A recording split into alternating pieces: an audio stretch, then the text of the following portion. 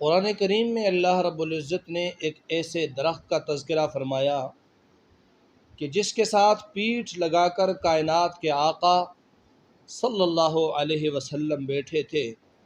اور اس درخت کے نیچے تقریباً 1400 صحابہ نے آپ کے ہاتھ پر قصاص عثمان کے لیے بیعت کی تھی۔ سیدنا صدیق اکبر رضی اللہ تعالیٰ عنہ جیسے رفیق نبوت اس درخت کے نیچے تشریف فرما ہوئے، سیدنا عمر جیسے عبقری صحابی اس درخت کے نیچے بیٹھے، سیدنا علی جیسے بہادر شجاع اس درخت کے نیچے بیٹھے، طلحہ، زبیر، بلال و ابو ذر، عبد الرحمن ابن عوف، ابو عبیدہ ابن جراح، کس کا نام لوں، کتنے عظیم لوگ تھے۔ دنیا کے سارے اولیاء اللہ جمع ہو کر بھی ایک صحابی کے مرتبے کو نہیں پہنچ سکتے۔ پھر اس درخت کا تذکرہ بھی قرآن میں، اس درخت کا ذکر بھی قرآن میں، جو تا قیامت پڑھا جائے گا۔ لقد رضی اللہ عن المؤمنین اذ یبایعونک تحت الشجرہ، اللہ ان مومنوں سے راضی ہو گیا جب انہوں نے ایک درخت کے نیچے آپ کی بیعت کی تھی۔ سیدنا عمر اپنے دور خلافت میں حدیبیہ کے اس مقام سے گزرتے ہوئے تھوڑی دیر کے لیے ٹھہرے، رکے تو دیکھا کہ ایک درخت کے نیچے لوگ نمازیں پڑھ رہے ہیں، دوڑ دوڑ کر پہنچ رہے ہیں، درخت کے نیچے نوافل کی ادائیگی ہو رہی ہے۔ فاروق اعظم رضی اللہ تعالیٰ عنہ نے دریافت فرمایا کہ یہ لوگ اتنے شوق اور ذوق سے اس درخت کے نیچے نوافل کے لیے کیوں جمع ہو رہے ہیں؟ بتلانے والوں نے بتلایا، امیر المؤمنین، آپ کو معلوم ہے یہ وہی درخت ہے جس کا تذکرہ قرآن میں ہے، یہ وہی درخت ہے جس کے نیچے رحمت کائنات تشریف فرما ہوئے، یہ وہی درخت ہے کہ جس کے ساتھ آپ صلی اللہ علیہ وسلم نے اپنی پیٹھ مبارک لگائی، یہ وہی درخت ہے جس کے نیچے 1400 صحابہ نے آپ کے ہاتھ پر بیعت کہی، یہ وہی درخت ہے جسے شجرۃ الرضوان کہا جاتا ہے۔ لوگ اس درخت کو اور اس کے نیچے والی جگہ کو متبرک سمجھ کر نوافل ادا کر رہے ہیں کہ یہ جگہ مبارک ہے، یہاں نبی اکرم تشریف فرما ہوئے تھے، اصحاب پیغمبر بیٹھے تھے۔ سیدنا عمر نے سنا، اپنے عملے کو حکم دیا، کدالیں لے آؤ، ہتھیار لے آؤ، اس درخت کو جڑ سے اکھاڑ دو، دیکھنا اس درخت کی ایک جڑ بھی زمین میں باقی نہیں رہنی چاہیے۔ آج تو لوگ صرف تبرکن نوافل ادا کر رہے ہیں، یہ جو لوگ نوافل ادا کر رہے ہیں تبرکن، یہ مشرک نہیں ہیں، ان کا عقیدہ درست ہے، ان کے عقیدے سے میں شرک کا شائبہ نہیں ہے،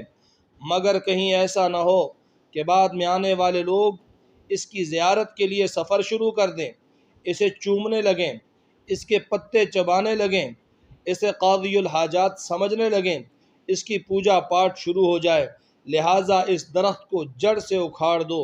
اور شرک کی اس چنگاری کو یہیں خاکستر کر دو، کہیں ایسا نہ ہو آگے جا کر خطرناک آگ کی شکل اختیار کر جائے جس کا بجھانا مشکل ہی نہیں، ناممکن ہو جائے۔ سامعین گرامی،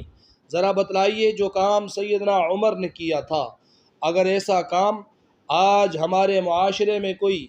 کرتا تو نتیجہ کیا ہوتا؟ طوفان بدتمیزی بپا ہوتا، کفر کے فتوے لگتے، گستاخ رسول کے طعنے دیے جاتے، دشمن پیغمبر کی پھبتی کسی جاتی، توہین رسالت کے پرچے کاٹے جاتے، وہابی ہے، منکر ہے، نبی کا دشمن ہے، سب کچھ کہا جاتا، مگر کسی میں ہمت ہے، کسی میں جرت ہے تو آؤ ایک لفظ بھی سیدنا عمر کے بارے میں بولو، لگاؤ کوئی فتویٰ،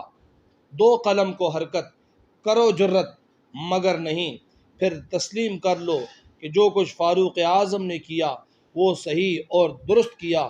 پھر مان لو کہ کسی جگہ پر کسی نیک بندے کے بیٹھنے سے وہ جگہ متبرک نہیں ہو جاتی، پھر تسلیم کرو کہ دین یہ نہیں کہ جہاں کوئی بزرگ کچھ دیر کے لیے بیٹھا اس جگہ کو متبرک سمجھ کر وہاں سے حاجتیں طلب کی جائیں، مرادیں مانگی جائیں اور اس جگہ کی زیارت کے لیے سفر کیے جائیں۔ اور آج کیا حالت ہے، یہاں سے بزرگ گزرے، یہاں بیٹھے، حجرہ بنا لیا، کاروباری پیر منکے اور تسبیحاں گلے میں ڈال کر بیٹھ گیا اور شرک کی ابتدا وہاں سے ہو گئی۔ یاسن ابدال شہر میں پہاڑی کے بالکل اوپر آپ کو نیلے پیلے سبز جھنڈے نظر آئیں گے۔ وہاں اس پہاڑی پر کوئی بابا نہیں ہے، کوئی بزرگ مدفون نہیں ہے،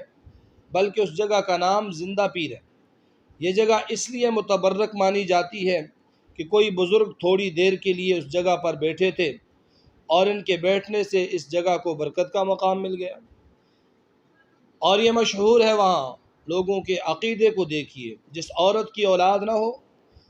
وہ عورت جمعرات کے دن پہاڑی کے دامن سے نیچے سے منہ میں پانی لے کر